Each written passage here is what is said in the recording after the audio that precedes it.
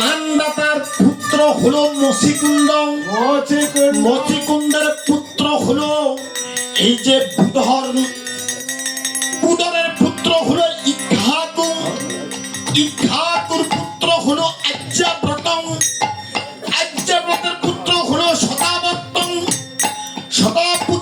শতাবর্তের পুত্র হলো বুধর, বুধরের পুত্র হলো খান্ড, খান্ডের পুত্র দণ্ড, দণ্ডের পুত্র হলো হারিত, হারিতের পুত্র হরিবীজ, হরিবীজের পুত্র হলো হরিশ্চন্দ্র রাজা, হরিশ্চন্দ্রের পুত্র হলো রুহিদাস, সেই রুহিদাসের পুত্র হলো সগর রাজা, সগরের পুত্র হলো অসমঞ্জন, অসমঞ্জের পুত্র হলো অংশুমান, অংশুমানের পুত্র হলো এই যে অংশুমানের পুত্র হলো দিলীপ, দিলীপের পুত্র হলো ভগীরথ, ভগীরথের পুত্র হলো সুদাস, সুদাসের ভগীরথ, ভগীরথের পুত্র হলো দিলীপ, সেই দিলীপে পুত্র হলো ভগীরথ, ভগীরথের পুত্র হলো সুদাস, সুদাসের পুত্র হলো সৌদাস, সৌদাসের পুত্র হলো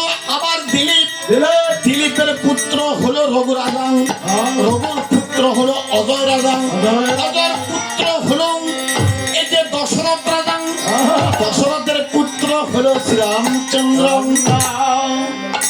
দেখেন শ্রীরামচন্দ্র কত পরে সূর্য বংশের গর্ভ ধারণ করেছে, কেন? পাপের ভার সহ্য করিতে পারে না জীবে। আমার প্রভু সেদিন বলেছেন যদা যদা হি ধর্মস্য গ্লানি ভবতি ভারত বুদ্ধান মদার্মস্যং তদ আত্মনং সৃজম মহং পরিত্রাণ সাধনাং বিনাশাচ্চ দুর্চিকৃতম। ধর্ম সংস্থাপনাতে সম্ভব আমি যুগে যুগে। যখন ধর্মের গ্লানি হয়, অধর্ম যখন বেড়ে যায়, তখন আমি এই যে আকার রূপে আমি ধর্ম ধারণ করি, আমি ধর্ম ধারণ করিয়া দুষ্টের দমন করি, আমি শিষ্টের পালন করি। এই যে প্রভু দেখেন, এই যে 36টার পরে প্রভু জন্ম ধারণ করেছেন। আজকে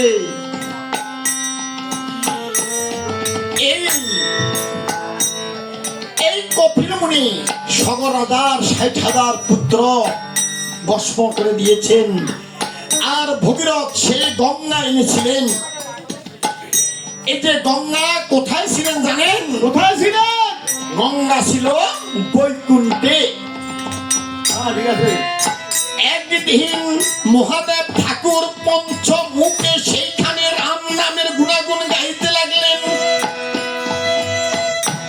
গাইতে লাগলেন মহাদেব সেই পঞ্চানন পঞ্চমুখে রাম নাম গাইতে লাগলেন। আর রাম নামের ধ্বনি শুনিয়া আমার নারায়ণের মন দ্রবিত হলেন।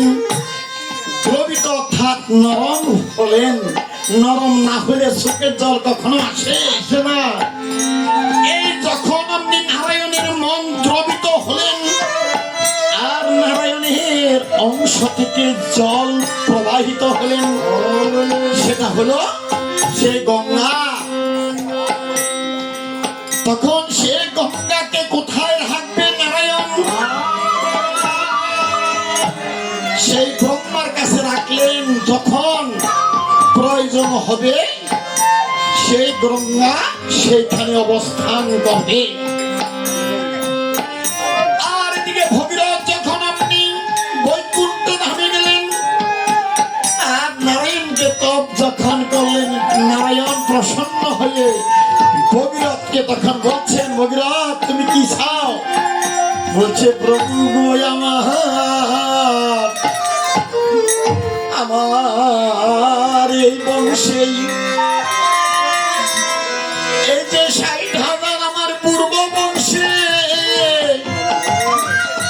আমার যে সদন তারা কপিল মুনির কুপানলে পড়ে ধ্বংস হয়ে গেল।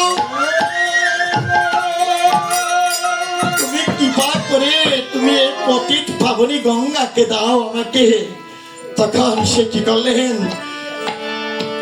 এই পতিত পাবনী গঙ্গাকে তখন দিতে ব্রহ্মার কাছে গেলেন। আরে ব্রহ্মার কাছ থেকে সেই পতিত পাবনী গঙ্গাকে হস্তে নিলেন।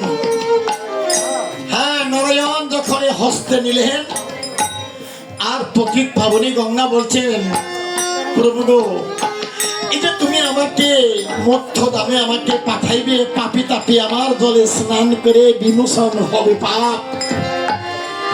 এতে আমার জলে যারা স্নান করবে তারা শুদ্ধ হয়ে যাবে, আর আমি তো কিন্তু সেইখানে পাপগ্রস্ত হয়ে যাব, কারণ পাপি পাপ তোমার মধ্যে থাকবে। আমার কেমন করে মুক্ত হবে? তখন সে বলছেন, এই তোমার মুক্ত, তুমি কেমন করে মুক্ত হবে? তোমাকে বলছে তোমার উপায় আছে, বলো। তাহলে শোনো, এই যে শুদ্ধ বৈষ্ণব যদি তোমার জলে স্নান করে, তুমি পতিত পাবনী গঙ্গা পবিত্র হইবে। তখন আর এই গঙ্গাকে বৈকুণ্ঠ থেকে মধ্যধামে আনবে। এই যে সেখানে এসে যদি সরাসরি মধ্যধামে পরে, তখন এই মধ্যধাম তলিয়ে যাবে। তখন কি করলেন, সিদ্ধি আরাধনা করলেন। এই শিব এসে তার মস্তকে ধারণ করলেন গঙ্গাকে, আর সেখান থেকে সুমেরু পর্বতে পড়লেন, আর সেখানে আটকা পড়ে গেলেন। আর তখন অমনি হস্তির দ্বারা সেইখানে অমনি পথ করে দিলেন, আর ভগীরথী গঙ্গায় পৃথিবীতে এসে তখন উপনীত হলেন। আর এই গঙ্গার জলে পবিত্র হয়ে সাগরের ৬০,০০০ পুত্র উদ্ধার হলেন। আর সেইখানে আজকে ভক্ত শ্রেষ্ঠ হনুমান উপনীত হলেন। জগন্নাথ ঠাকুর শুনেন দিয়ে মহান, এই যে শ্রীরামচন্দ্র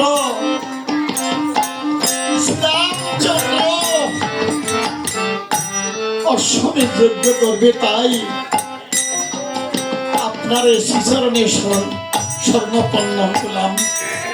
বলেন আমাকে কি করিতে হবে? ভক্ত শ্রেষ্ঠ হনুমান শ্রীরামচন্দ্র বলেছে, আপনার এই সপ্তবর্ণ অশ্বটা নিয়ে যেতে। কেন? শ্রীরামচন্দ্র যজ্ঞ করবে। এই অশ্ব দিয়ে যজ্ঞ করলে, এই অশ্ব দিয়ে যজ্ঞ করলে শ্রীরামচন্দ্র দেহ থেকে পাপ বিমোচন হবে। ধন্য ধন্য বলে আজকে মুনি ঠাকুর ধন্য ধন্য বলে নিজকে প্রশংসা করিলেন। আমার ভাগ্যের সীমা নাই, আমার অশ্ব দিয়ে যজ্ঞ করবে অযোধ্যা রামচন্দ্র গোসাই, যার নাম নিলে জীবের দেহে আর কোনো পাপ থাকে না। সেই প্রভু আমার অশ্ব দিয়ে যজ্ঞ করবে, আমার আপত্তিটা কোথায়? নিয়ে যাও।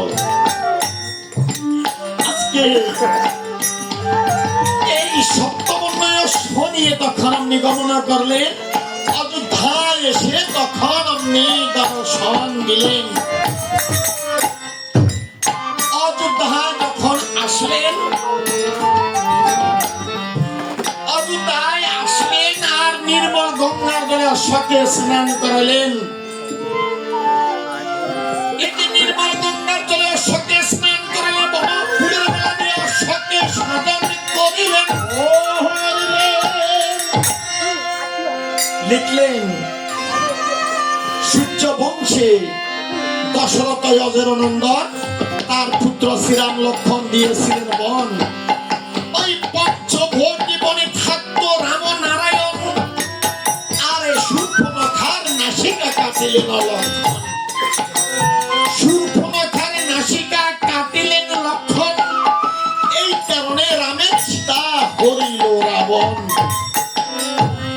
রাবণকে রাবণকে বধ করিলেন ব্রহ্ম সনাতন, আর রাবণকে বধ করিয়া ব্রহ্মবাদের পাতকী হইলেন রামনারায়ণ।